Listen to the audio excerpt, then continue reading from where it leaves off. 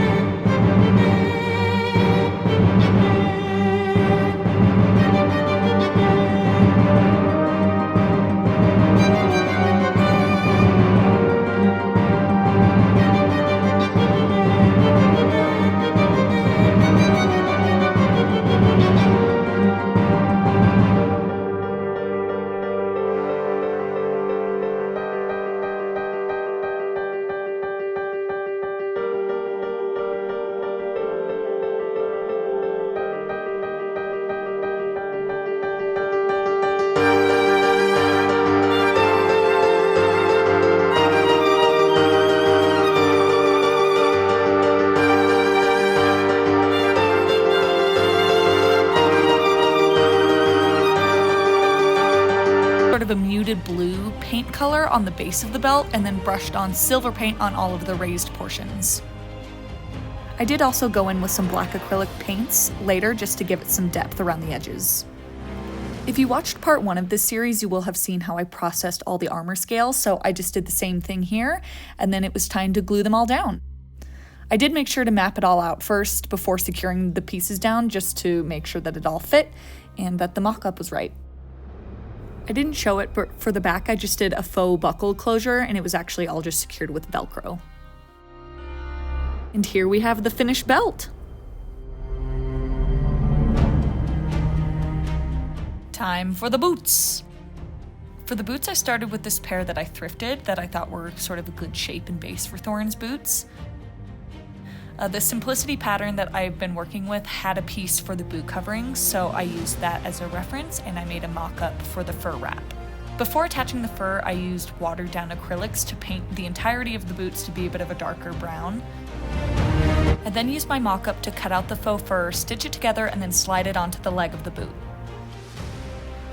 Next I moved on to the steel toe box, which I started making a pattern using saran wrap and tape, but I realized that I sort of needed to build that out to actually get the square shape. So I did go back in with foil and added foil onto the toe to make it square, and then I just repeated this process. I made sort of a dodgy mock-up out of foam just to make sure that it would work, but then once I got that finalized, I transferred it over to 4mm foam for the final version. I then just needed to make the geometric detailing that's on each face of the toe box, so I cut those out of a paper pattern and then transferred it to 2mm foam and cut all of that out. I used contact cement to glue those pieces on, as well as a little trim along the top of it, and then to prime it I covered it with Plasti-Dip. To get them to look like metal, I coated them in a silver acrylic paint just so that they would still be flexible. Then I went in with a large stiff brush with brown paints, like black and brown paints, and sort of gave it like a dirty mud splattered look. So you can be sort of messy at this stage. It's shoes, so it can look messy. Then I started on the straps for the boots, which I used 2mm foam and cut out big long strips, and then I attached buckles onto the boots. Once I got the straps all painted and everything, I just used a hot glue gun to sort of wrap them around in a crisscrossing fashion. I tried to get it as close as I could to the reference, so just playing around with it, getting it right, and gluing it into place. Here's how they were looking. They're so cute. I love how they looked by the end of it. And then all that was left to do was just to glue on the toe box. Similar process, I just used hot glue and glued them right onto the toe. And thus, the boots were complete. Last but certainly not least, let's start on the bracers. Much like the belt buckle, I started with a very ugly paper pattern that I digitized to be a little bit more clean to work with. I used an X-Acto knife again to cut out the separate layers and then transferred to a flat base layer on 4mm EVA foam and then all of the raised geometric detail elements onto 2mm EVA foam. I then used barge contact cement to glue these layers together. Once that was all glued up, I used my rotary tool to run over the edges just to smooth all of that out, and then I used my heat gun to seal it all up.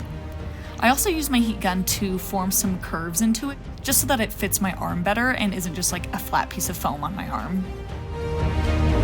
I used Flex Bond just to smooth out some of those rougher edges, and then once that was all dry, I coated it with a few layers of Plasti-Dip.